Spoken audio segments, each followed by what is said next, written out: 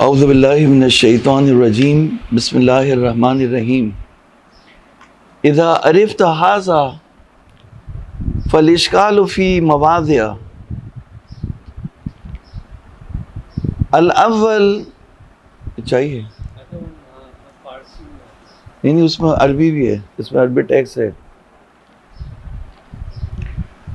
اذا عرفت هذا فالاشکال فی مواضع الاول ان صحة بيع هذا الدهن هل هي مشروطة باشتراط الاستصباح به صريحا او يكفي قصهما لذلك او لا يشترط احدهما. ظاهر الحل في السرائر الاول فانه بعد ذكر جواز الاستصباح بالادهان المتنجسة جمعة قال ويجوز بيعها بهذا الشرط عندنا. وظاهر المحكي عن الخلاف الثاني حيث قال جاز بيع لمن يستصبح به تحت السماء دليلنا اجماع الفرقة واخبارهم.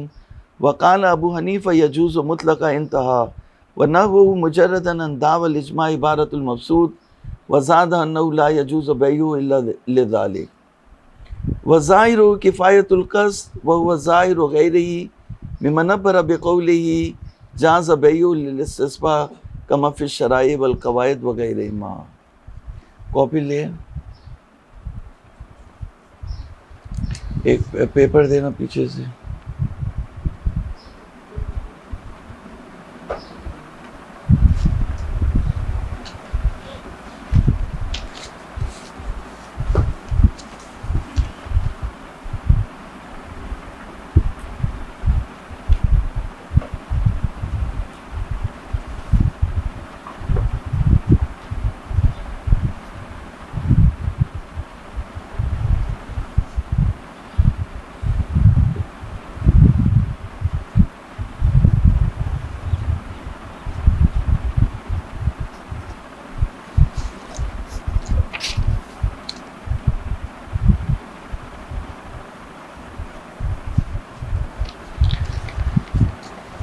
یہ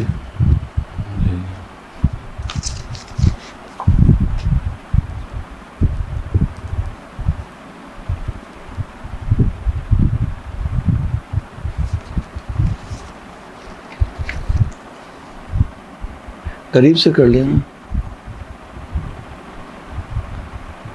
صحیح ہو گیا. یہ دیکھیں 3 قول ہے، اسی طرح سے لکھ لیں اس کو. ہم نے کہا تھا کہ آیان نجسہ کا بیچنا خریدنا حرام ہے، اس سے 4 چیزیں مستثنی ہوئی تھی، اس میں چوتھا جو ہے وہ دہن متنجس ہے. تو دہن متنجس میں کہہ رہے ہیں کہ 3 قول ہے. ایک قول یہ ہے کہ جاز بیع مطلقہ، یہ کس کا قول ہے؟ ابو حنیفہ کا. مطلقہ اس کا بیچنا جائز ہے دہن متنجس کا. یہ رکھ لیں، اس سے دیکھ کے لکھ لو. ایک قول یہ ہے کہ مطلقہ اس کا بیچنا جائز ہے دہن متنجس کا. تیل اگر نجس ہو جائے تو اس کا بیچنا جو ہے وہ مطلقہ جائز ہے. اچھا، اب اس سے منقطع تھا متصل تھا، یہ کل کی بحث تھی، تو کل ہم اسے جو ہے وہ کل کی بحث کو تکرار نہیں کر رہے. تو آج جو بات ہے وہ یہ ہے کہ اس پہلو کے اوپر ہم نے کل بات کر لی. آج ہم نے یہ بات کرنی ہے کہ دہن متنجس کا بیچنا جائز ہے یا جائز نہیں ہے. تو انہوں نے 3 قول اس میں نقل کیے ہیں. پہلا قول یہ ہے کہ یجوز مطلقہ، یہ کس کا قول ہے؟ ابو حنیفہ کا. دوسرا قول ہے کہ یجوز بیعہ لاشتراط الاستصباح، جب بیچے تو شرط کرے کہ استصباح کرے گا، چراغ جلانے کے لیے اس تیل کو استعمال کرے گا تو خرید سکتا ہے، بیچ سکتا ہے، ورنہ نہیں بیچ سکتا. یہ شرط اگر بیع میں اگر یہ شرط نہیں ہوگی چاہے زبانی یا لکھ کے تو جائز نہیں ہے. جیسے ایک خاتون کی وہ جامعۃ الزہرا کی پڑھی ہوئی تھی، ان کی شادی ہوئی، تو جب شادی ہوئی وقت کی باری آئی تو انہوں نے کہا جی آپ کی کوئی شرائط ہیں؟ تو انہوں نے کہا شرط ہے. شرط یہ ہے کہ میں جہاں بھی درس دینے کے لیے جاؤں گی تو یہ میرا شوہر نہیں روکے گا مجھے. تو انہوں نے اس میں لکھوا دیا. شوہر بہت شریف تھا، تو وہ یعنی پوری زندگی انہوں نے جب بھی انہوں نے یعنی تبلیغ کی تو شوہر نے کبھی منع نہیں کیا. تو یہ شرط تھی، پہلے سے انہوں نے شرط کر دی. تو یہاں پہ آپ کو تیل بیچ رہے نا، تو تیل بیچنے میں آپ کو شرط کرنی ہوگی کہ یہ تیل چراغ جلانے کے لیے لے جا سکتے ہو اور کسی کام کے لیے نہیں لے جا سکتے. خوب، یہ دوسرا قول ہو گیا. اس کا جو قائل ہے، پہلے قائل لکھے ہیں ہلی، ابن ادریس ہلی فی السرائر. ہلی جو ہے وہ ابن ادریس ہلی اس کے قائل ہیں.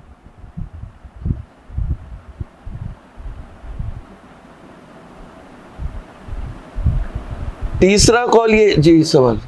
یہ اگر کوئی شرط بیچنے والا شرط کرے، خریدنے والا قبول کر لے لیکن بعد میں وہ خود ذمہ دار ہے، وہ خود ذمہ دار ہے. لیکن سے بیچا نا، اس شرط کے ساتھ بیچا، تو اگر دوسری چیز میں استعمال کرے گا خود ذمہ دار ہے. علامہ ہلی کس چیز کا قائل ہے؟ علامہ ہلی نہیں، ابن ادریس ہلی. ہاں، اس قول کے کہ شرط کے ساتھ بیچنا جائز ہے، شرط کے بغیر بیچنا جائز نہیں. شرط استثباء کرنی ہوگی آپ کو. آپ کو کہا جی اس شرط کے ساتھ، مثال کے طور پر جی انہوں نے شراب بیچی، کہا اس شرط کے ساتھ بیچ رہے ہیں کہ صرف یہ ہوٹل والے کو بیچی، تو کہا اس شرط کے ساتھ بیچ رہے ہیں کسی مسلمان کو سرو نہیں کرو گے، صرف جو ہے وہ میریٹ ہوٹل میں اگر کوئی کافر آئے گا تو وہاں پہ جو ہے وہ سرو کرو گے. اس شرط کے ساتھ جو ہے وہ نجس تیل جو چراغ جلائیں گے. ہاں. تیسرا قول یہ ہے کہ جواز البیع بقصد الاستثباء، جواز البیع بقصد، دوسرا تھا شرط الاستثباء، اور یہ تیسرا کیا ہو جائے گا؟ قصد الاستثباء. یعنی شرط نہیں کرنا بیع کے اندر کہ اس شرط کے ساتھ بیچ رہے ہیں کہ استثباء میں یہ جو خرید رہا ہے اس کا قصد یہ ہونا چاہیے کہ میں اس تیل سے چراغ جلاؤں گا. اگر ہاں مشتری کا قصد یہ نہیں ہوگا تو بیع باطل ہو جائے گا.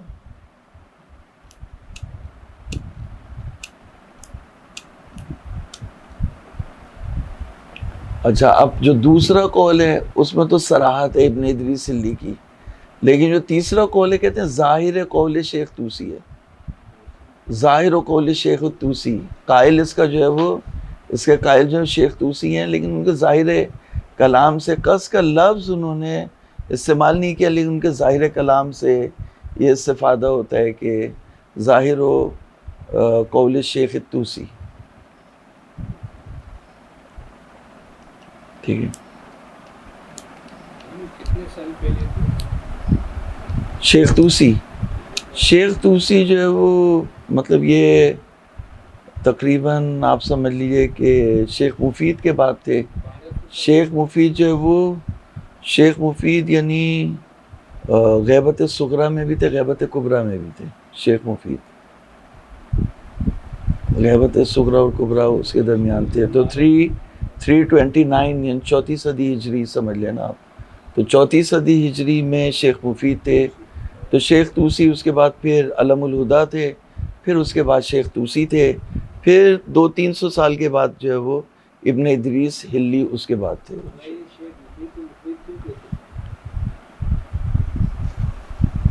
پتہ نہیں، دیکھنا پڑے گا. شاید ان کا لقب ہو، شاید جو ہے وہ یعنی جو ان کے اندر صلاحیتیں ہوں اس کی بنیاد پر انہیں لقب دیا گیا ہو. تو شیخ مفید تھے. زندگی میں فائدہ پہنچاتے رہے. نہیں، جو شیخ مفید کی وفات ہوئی ہے تو ان کی قبر پہ یہ لکھا ہوا تھا، نشان بنا ہوا تھا، یومن علی آل رسول عظیم.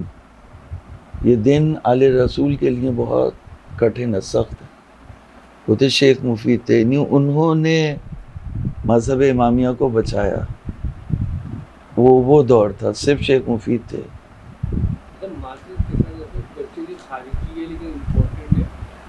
شیخ طوسی سے پہلے جو آپ نے نام لیا ہے، اصل یہ تو احادیث سے زیادہ لگن ہے.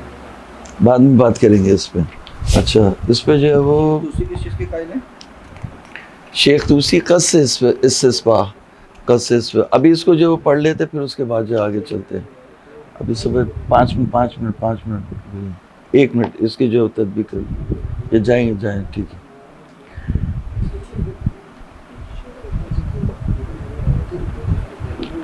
اذا عرفت هذا فالاشکال فی مواضع الاول ان الصحۃ بیع هذا الدون هل هي مشروطۃ باشتراط الاستصباح به صریحا،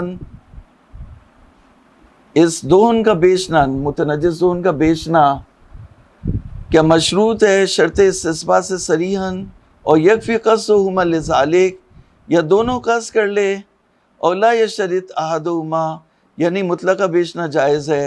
تین قول ہیں۔ ظاہر اللی فی السرائر الاول، ابن ادریس علی نے سرائر میں کہا ہے کہ شرط کرنا ضروری ہے۔ فإنہ بعد ذکر جواز الاستصباح، انہوں نے جب استصباح کے لیے اذہان متنجسہ کو بیچنا جائز قرار دیا تو کہا کہ یجوز بیعہ بہذا الشرط عندنا، یجوز بیعہا، ان تیلوں کا بیچنا، ان تیلوں کا بیچنا اس شرط کے اوپر ہماری مذہب میں جائز ہے۔ وظاہر المحکی عن الخلاف الثانی، وظاہر المحکی عن الخلاف تو الثانی، یہ الثانی جو ہے وہ خبر ہوگی ظاہر کی، یعنی ظاہر محکی جو خلاف سے جو عبارت حکایت ہوئی ہے اس کا ظاہر جو ہے وہ قول ثانی ہے۔ ظاہر المحکی عن الخلاف الثانی حیث قال جاز بیعہ لمن یستسبح بہ تحت السماء، انہوں نے کہا کہ بیچنا اس کا جائز ہے اس شخص کے لیے جو چراغ جلائے آسمان کے نیچے۔ دلیل ہونا اجماع الفرقۃ و اخبارہم، ہماری دلیل جو ہے وہ فرقے کا اجماع اور ان کی اخبار ہے۔ تو جب کہا کہ جازہ بیعہ لمن یستسبح بہ، تو مقصد تو آ گیا، جب مقصد آ گیا تو پھر قصد بھی آنا چاہیے۔ جب کہا کہ صرف اس مقصد سے بیچ سکتے ہیں آپ، جازہ بیعہ لمن یستسبح بہ تحت السماء، تو جو دونوں خریدیں تو قصد کے ساتھ خریدیں، مطلقہ نہیں بیچ سکتے، صرف اس کام کے لیے بیچ سکتے۔ وہ بورڈ لگا کے رکھے چراغ جلانے کے لیے تیل،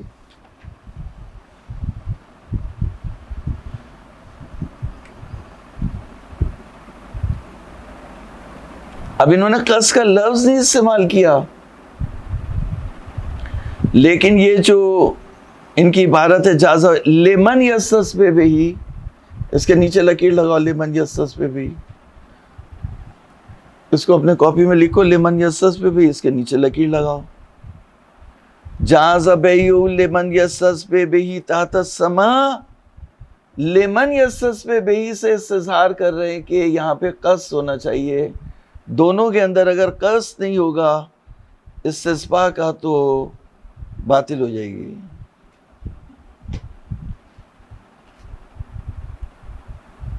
دلیل کیا آپ کی کہنا؟ دلیل ہماری جو فرقے کا اجماع اور ان کی اخبار، ان کی روایتیں۔ وقال ابو حنیفہ یجوز مطلقہ، ابو حنیفہ نے کہا مطلقہ بیچنا اس کا جائز ہے۔ ونحو مجرداً عن دعوی الاجماع عبارت المبسوط، دعوی اجماع سے مجرد ہو کے مبسوط کی عبارت ہے۔ وزادہ انہ لا یجوز بیعہ الا لذالک، اس میں انہوں نے یہ اضافہ کیا کہ اس کا بیچنا صحیح نہیں ہے مگر استصباح کے لیے، لذالک استصباح کی طرف پلٹے گا۔ وظاہرہ کفایت القصد، اس کا ظاہر یہ ہے کہ قصد کافی ہے۔ وہو ظاہر غیرہ ممن عبر بقولہ جاز بیعہ للاستصباح،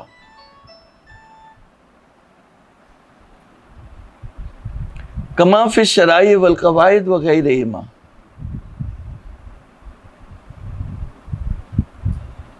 وہ ظاہر غیرہ، غیرہ کی ضمیر کس پہ پلٹے گی؟ غیرہ کی ضمیر کس پہ پلٹے گی؟ شیخ توسی پہ۔ وظاہر غیر الشیخ الطوسی ممن عبر بقولہ جاز بیعہ للاستصباح، یعنی جس شخص نے بھی کہا جاز بیعہ للاستصباح، اس نے یہ کہا کہ استصباح کے قصد سے بیچنا جائز ہے، استصباح کے قصد کے بغیر بیچنا جائز نہیں ہے۔ کما فی الشرائع والقواعد وغیرہما، شرائع یعنی محقق علی جو ماموں تھے اور قواعد یعنی علامہ ہلی جو بھانجے تھے ان کے. نام ذکر المحقق الثانی محاصلہ ان التعلیل راجع للجواز یعنی یجوز لاجل تحقق فائدۃ الاستثباء بیعہ. کہہ رہے ہیں اس ظاہر قول کی جو توجیہ ہے محقق ثانی نے دوسری طریقے سے کی ہے. محقق ثانی نے کہا کہ یہ تعلیل کہ یجوز بیعہ للاستثباء یہ علت ہے. جائز کیوں ہے؟ کیونکہ چراغ جلا رہے ہیں، کھا تھوڑی رہے ہیں. یہ راجع للجواز یعنی یجوز لاجل تحقق فائدۃ الاستثباء بیعہ یعنی جب فائدہ استثباء متحقق ہو جائے تو اس کا بیچنا جائز ہے. انہوں نے اس طرح سے کی، تو اگر اس طرح سے توجیہ کر لیں تو پھر شاید قصد کی ضرورت نہ پڑے. وَكَيْفَ كَانَ جس طرح بھی آپ کہیں فقط سرہ جماعتٌ بعدم اعتبار قصد الاستثباء، ایک جماعت نے کہا کہ قصد استثباء شرط نہیں ہے جواز بیع کے لیے، اور کچھ نے کہا کہ شرط ہے.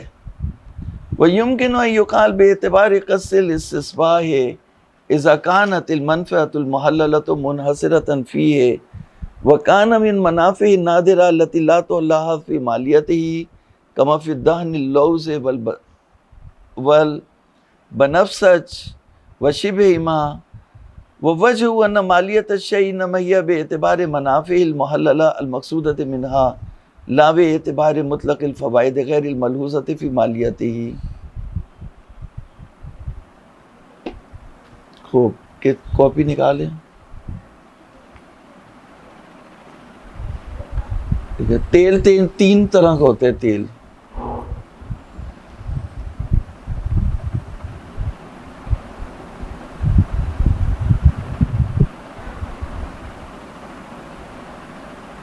تیل کی کن قسمیں؟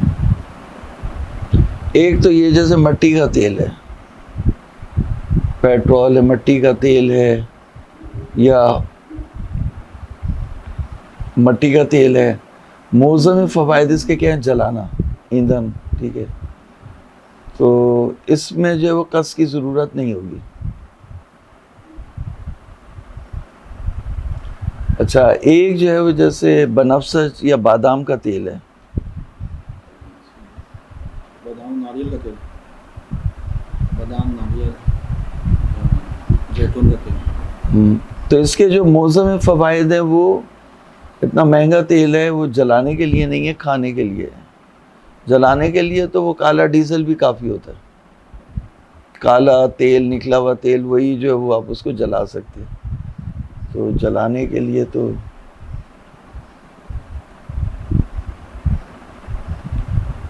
یہاں پر جو ہے وہ کیونکہ موزم فوائد اس کے جو ہے وہ یہ نہیں ہے، مالیت بھی اس کی جو ہے وہ موزم فوائد کی وجہ سے ہے، تو اس کی مالیت جو ہے جلانے سے نہیں ہے. تو یہاں پر قصد کرنے میں بھی اشکال ہے، یعنی یہاں پر اس کا بیچنا جو ہے وہ صحیح نہیں ہے. اس طرح کے تیل کا بیچنا صحیح نہیں ہے. ابھی دیکھتے ہیں کیا بنتا ہے نا، ابھی اس کا کیا حکم بنتا ہے. یہ دوسرا ہو گیا. تیسری جو ہے وہ قسم اس کو ابھی بعد میں بیان کرتے ہیں. ابھی میں نے آپ کو 2 قسمیں لکھوائیں اور ایک کا حکم لکھوایا. ابھی دیکھتے ہیں کتاب کو کتاب کیا کہتی ہے. یمکن یقال باعتبار قصد الاستثباء، بے اعتبار قصد الاستثباء، اس کے نیچے لکیر لگائیں گے آپ، کہیں گے یعنی یمکن یقال کہ قصد استثباء معتبر ہے، پہلی صورت میں قصد کرنا ضروری ہے. اذا كانت المنفعۃ المحللۃ منحصرۃ فیہ، جب منفع محللہ منحصر ہو اسی میں، جیسے مٹی کا تیل. وَكَانَ مِن مَنَافِعِ النَّادِرَةِ الَّتِي لَا تُلَاحَظ فِي مَالِيَتِهِ كَمَا فِي دَهْنِ اللَّوْزِ وَالْبَنَفْسَجِ وَشِبْهِهِمَا.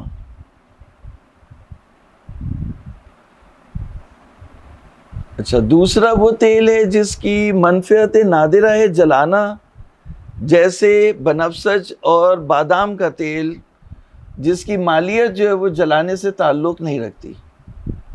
وجہ، اس کی وجہ یہ ہے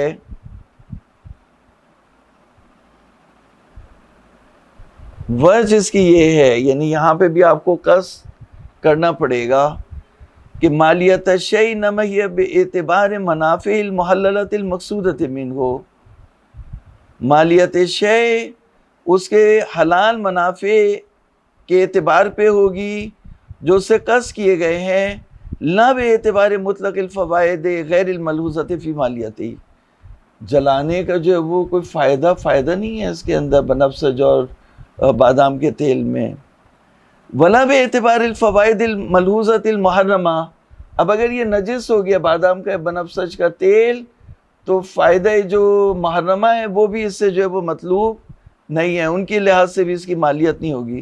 فَإِذَا فُرِضَ أَنْ لَا فَائِدَةَ فِي الشَّيْءِ مُحَلَّلَةً مَلْحُوظَةً فِي مَالِيَتِهِ فَلَا يَجُوزُ بَيْعُهُ عَلَى الْإِطْلَاقِ، پس اگر ایک چیز میں کوئی حلال فائدہ ہی نہ رہے تو اس کا بیچنا کیا ہوگا؟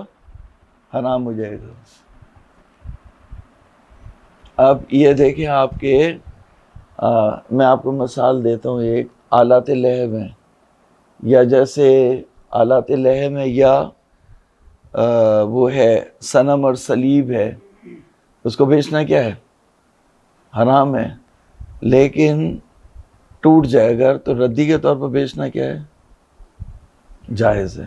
تو کسی بھی چیز کو آپ مطلقاً نہیں کہہ سکتے کہ اس میں کوئی فائدہ نہیں ہے، یعنی اگر ایک چیز تو چاقو کی طرح سے کہ اس سے مومن کا گلا بھی کاٹ سکتے ہیں، کافر کا گلا بھی کاٹ سکتے ہیں، تو اس میں تو دو جہتیں ہو گئیں۔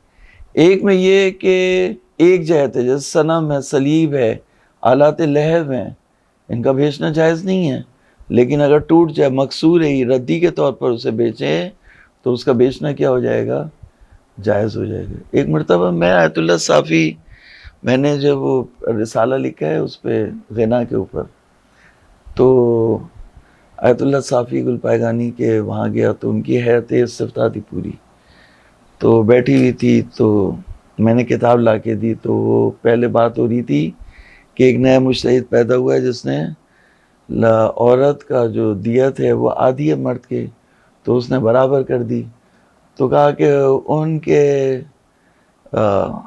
زن دیت زن رو برابر مرد کر دے، خوب شما چکاری رو کر دی، تو سارے ہنسنے لگے، انہوں نے مذاق کیا میرے ساتھ نا، تو میں نے کہا ابھی ان کا جو ہے وہ حال لیتا ہوں میں، تو میں نے پھر یہ جو ہے وہ شہید نے لکھا ہے مسالک میں، تو میں نے بولا کہ آلات لہو جو ہے وہ آلت کبھی بھی جو ہے وہ حرام نہیں ہوتا، اور نہ متمحض سے حرام ہوتا ہے، کیونکہ اس کا فائدہ منحصر نہیں ہے۔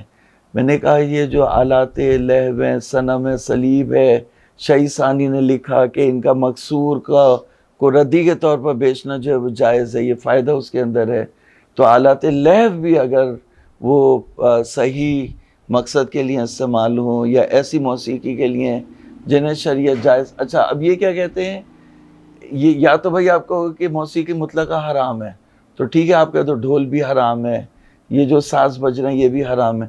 اب یہ کیا کرتے ہیں، یہی کہتے ہیں کہ ابھی اگر کوئی جیسے شادی میں لے کے کھڑا ہو جائے اور شیپور اور باجا اور وہ ڈف اور یہ ڈھول، تو یہ مولوی لوگ فتویٰ دیں گے حرام ہے، حرام ہے، ان کا بیچنا حرام ہے، ان کا خریدنا حرام ہے، یہ سب حرام ہے۔ تو یہ تو یا تو آپ بولو کہ موسیقی مطلقہ حرام ہے، جب موسیقی مطلقہ حرام کے آپ قائل نہیں ہیں تو یہ کیسے حرام ہو سکتا ہے؟ تو میں نے جب وہ تصویر کیا اشکال کو، تو وہ سارے کے سارے جو ہے وہ چپ ہو گئے، سب پہ جو ہے وہ پھر جو ہے وہ آیت اللہ صافی گلپائگانی نے صفحہ کھولا، بحث پڑھی، کہتے ہیں باری کر لو باری کر لو، کوئی جواب نہیں تھا کسی کو۔ تو بات یہ کہ کہہ رہے ہیں ولا بے اعتبار الفوائد الملحوظۃ المحرمہ،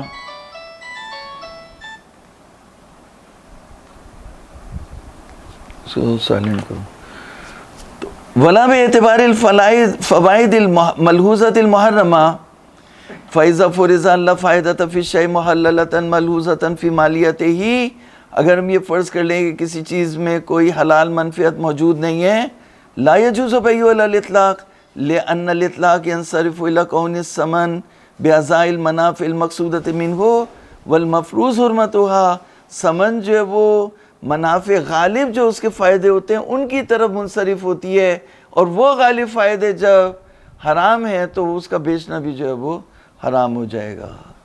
والمفروض حرمت فیکون اکل للمال بالباطل ولا علی قصد الفائدۃ النادرۃ المحللہ۔ اگر کوئی کہے مثال کے طور پر میں سانپ کو خرید رہا ہوں کیونکہ اس میں فائدہ نادرہ ہے، قصد کر رہا ہوں فائدہ نادرہ کا، یا جیسے دہن متنجس کو خرید رہا ہوں استصباح کے قصد کے لیے، لأن قصد الفائدۃ النادرۃ لا یوجب کون الشیء مالا، یعنی منفعت نادرہ یہ مالیت کا سبب نہیں بنتی۔ جب مالیت کا سبب نہیں بنتی تو اس کا بیچنا خریدنا جائز نہیں ہو سکتا۔ ثم اذا فرض ورود النص الخاص على جواز بيعه كما فيما نحن فيه فلا بد من حمله على ارادة صورة قصد الفائدة النادرة لأن أكل المال حينئذ ليس بالباطل بحكم الشارع بخلاف صورة عدم القصد لأن المال في هذه الصورة مبذول في مقابل المطلق المنصرف إلى القواعد المحرمة ففهم۔ کہہ رہے ہیں کہ اب مثال کے طور پہ ایک چیز میں جو ہے وہ کوئی فائدہ محللہ نہیں ہے، یعنی غالب جو اس کے فائدے ہیں وہ حرام ہیں، اور جو منفعت نادرہ ہے وہ حلال ہے۔ تو ہم اگر کوئی نص وارد نہیں ہوتی تو ہم یہ کہتے ہیں کہ اس کا بیچنا حرام ہے، لیکن اتفاق یہ ہوا کہ اس کے اوپر نص آ گئی کہ اس کا بیچنا جائز ہے۔ جیسے دہن متنجس ہے تو موسم فوائد اس کے دہن کے اس کو کھانے اور پینے کے لیے استعمال کرنا تھا، وہ حرام ہو گئے۔ جب وہ حرام ہو گئے تو چراغ جلانا منفعت نادرہ ہے، تو اس کے لیے اس کو نہیں بیچ سکتے، مالیت اس میں نہیں بن سکتی۔ تو کہا یہ نص سے پہلے تھا، لیکن جب نص آ گئی کہ اس کا بیچنا جائز ہے تو کہہ رہے ہیں کہ لابد اس میں جو ہے وہ قصد ایک لگانا پڑے گا کہ اس قصد کے ساتھ کہ چراغ جلانا چاہتے ہیں، کیونکہ جو موزم فوائد ہیں اس کے وہ تو حرام ہیں، ان کے لیے نہیں ہو سکتا۔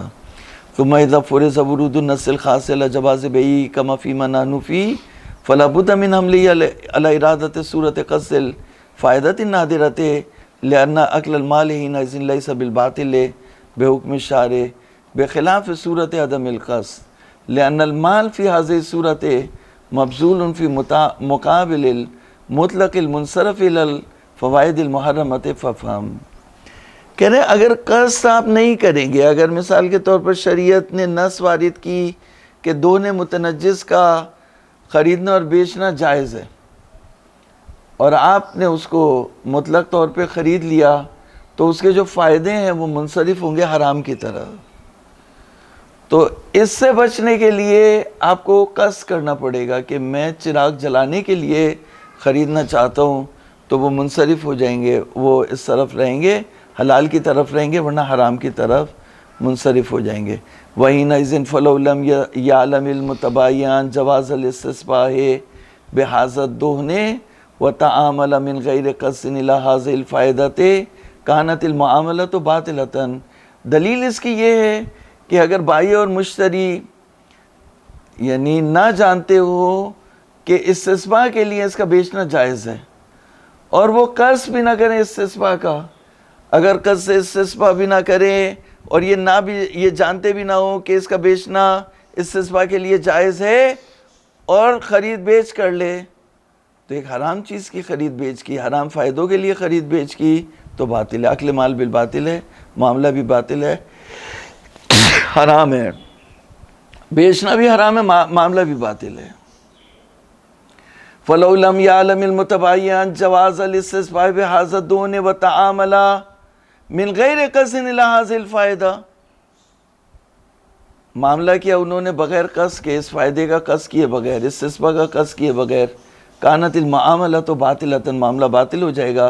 لأن المال، اس لیے کہ مال دیا گیا کس کے مقابلے میں؟ اطلاق کے، اور اطلاق منصرف ہے فوائد محرمہ کی طرف، تو فوائد محرمہ پہ جو پیسے اٹھائے وہ اکل مال بالباطل ہے۔ تو قصد جو ہے وہ شیخ جو ہے وہ قصد کو جو ہے وہ بہت توجہ دے رہے ہیں کہ قصد ہونا جو ہے وہ ضروری ہے، اور قصد کے بغیر جو ہے وہ کام نہیں چل سکتا۔ ثم لو علمنا عدم التفات المتعاملین الی المنافع اصلا، اگر ہم نے جان لیا کہ متعاملین اصلاً جو ہے وہ منافع کی طرف توجہ نہیں رکھتے. شرط یا قصد تو دونوں میں سے کوئی ایک چیز ہونا کافی. نہیں، شرط والی بات تو گزر گئی نا. ابھی قص کا کال چل رہا ہے. شرط والی بات تو ابن ادریس سلی نے کی تھی، ان کے علاوہ کسی نے نہیں کی. اب یہ کال تو صرف ان کا ہو گیا، اور دلیل جو ہے وہ ان کی جو بھی ہو. ابھی جو بحث ہو رہی ہے وہ دوسرے کال پہ ہو رہی ہے، جو قص ہے وہ، اور جو ظاہر شیخ کی عبارت سے، صریح شیخ کی عبارت نہیں، ظاہر شیخ کی عبارت، یا جن لوگوں نے بھی استثناء کی شرط کی ان کی عبارت سے یہ ظاہر ہوتا ہے. قصد تو اس میں مشتری کا چلے گا نا پھر. دونوں کا مشتری، دونوں کو قص کرنا پڑے گا. یعنی وہ جو بیچ رہا ہے وہ لکھ کے لگائے کہ یہ نجس سیل ہے اور چراغ جلانے کے لیے. اگر وہ ایسے ہی بیچ دے گا تو یہ اس کو گھر لے جا کے کھانے میں استعمال کر لے گا، پکانے میں استعمال کر لے گا. تو اس لیے دونوں کا جو ہے وہ ضروری ہے. قصد جو ہے اس کا کیا فائدہ دیتا ہے بائے کا؟ چلانا تو اس نے نا جا کے، یہ قصد جلانے کا قصد کرے گا تو کیا فائدہ ہوگا اس کو؟ قصد تو اس کا بتانا رہے کہ میں نے جی سے بس. خوب.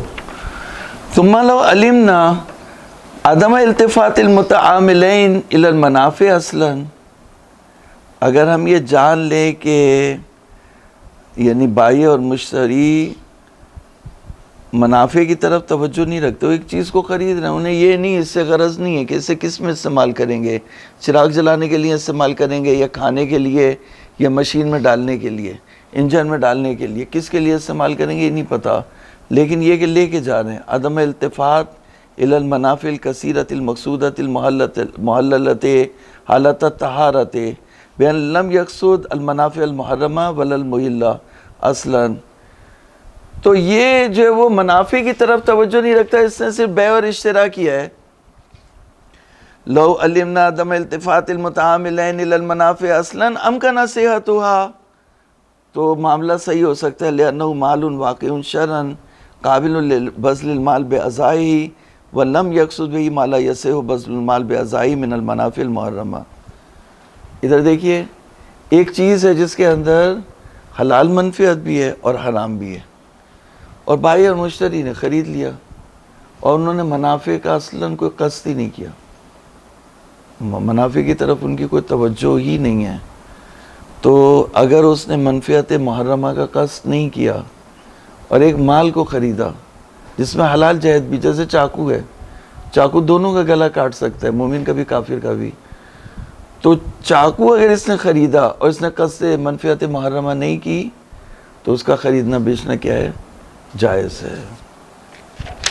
وہ کہہ رہے ہیں لأنه مال واقع شرعا، قابل ہے اس کے لیے کہ مال اس کے مقابلے میں بذل کیا جائے، اور مشتری نے یعنی منافع محرمہ کو قصد نہیں، لم یقصد بہ المنافع المحرمہ. ٹھیک ہے نا، یہ بریکٹ میں آ جائے گا ما لا یصح بذل المال بأعضائه. تو مرجع ھذا فی الحقیقت انہ لا یشترط الا عدم قصد المنافع المحرمۃ ففهم. تو اس کی بازگشت کس کی طرف ہوگی؟ اس کی بازگشت اس کی طرف ہوگی کہ منافع محرمہ کا قصد نہ کرے.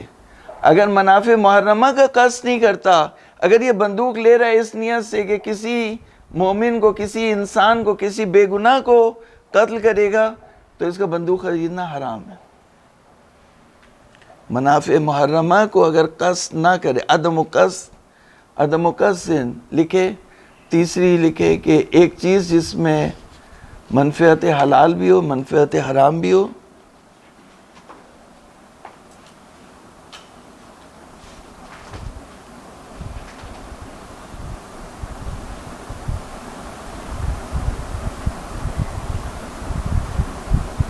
اب اس میں چیز کے بجائے تیل بھی آ سکتا ہے نا، تیل کی بات کی تھی تو تیل ہو جائے گا.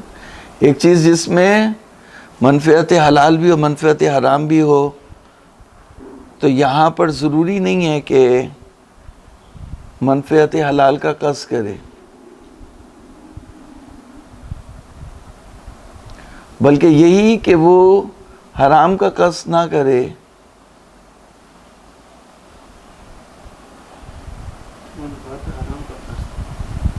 کیا لکھی، کیا عبارت شروع سے پڑھو. بھی ہو حرام بھی ہو تو یہاں پر ضروری نہیں ہے کہ منفعت حلال کا قصد کرے.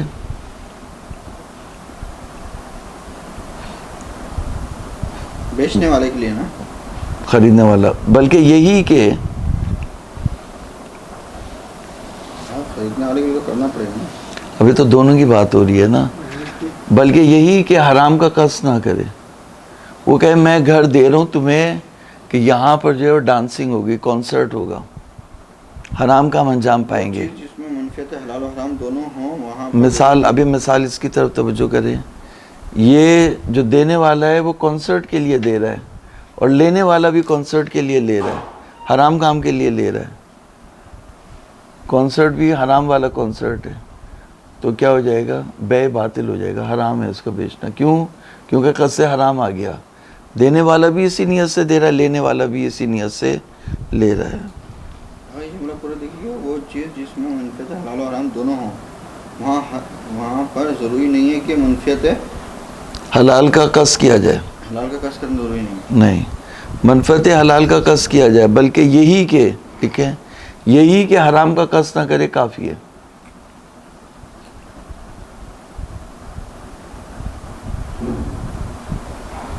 لیکن جہاں پر بس یہ جو ہے نا ختم ہو رہا ہے یہاں پہ ایک مطلب تو, لیکن جہاں پر استصبا منفعت غالبی ہو, یہ پہلی قسم جو میں نے لکھوائی تھی, ابھی یہی لکھو. لیکن جہاں پر استصبا منفعت غالبی ہو, جیسے پہلی قسم لکھوائی تھی مٹی کا تیل, یہ پہلی قسم ہو جائے گی. منفعت غالبی ہو جیسے مٹی کا تیل,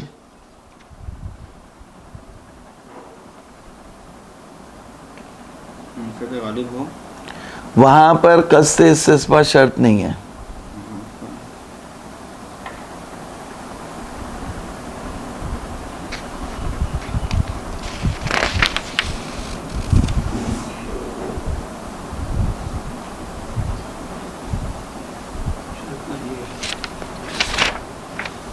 جیسے مٹی کا تیل. جیسے مٹی کا تیل. اب اس کی جو ہے وہ تطبیق کر لیں, پھر باقی جو ہے وہ بعد میں پڑھیں گے. وَأَمَّا فِي مَا كَانَ الِاسْتِصْبَاحُ مَنْفِعَةً غَالِبَةً, یہ پہلی قسم ہے, یہ جو ہے وہ پہلی قسم ہے. اما فی ما کان الاستصباح منفعة غالبة بحیث کان مالیت الدون باعتبارہ کالادہان, جیسے تیل المعدت للاسراج, جن کو آمادہ کیا گیا ہے چراغ جلانے کے لیے, ایندھن بنانے کے لیے. مٹی کا تیل ہے, یا پہلے جو وہ سرسوں کا تیل بھی استعمال ہوتا تھا, یا اور دوسرے تیل, یا پیٹرول. فلا یعتبر فی صحت بیعہ قصدہ اصلا, یہاں پہ قصد استصباح شرط نہیں ہے, کیونکہ اس کی غالب جو منفعت ہے وہ کیا ہے؟ استصباح ہے. لأن الشارع قد قرر مالیتہ العرفیہ بتجویز الاستصباح بہ, اس سے کہ شارع نے اس کی مالیت کو مقرر کیا ہے استصباح کی تجویز کے ساتھ. وَإِن فُرِضَ حُرْمَةُ سائر منافعہ, اگرچہ فرض کیا جائے کہ اس کے سائر منافع حرام ہے.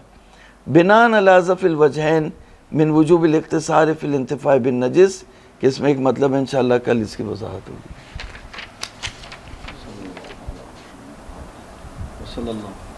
وصلی اللہ علی محمد وآلہ الطیبین الطاہرین.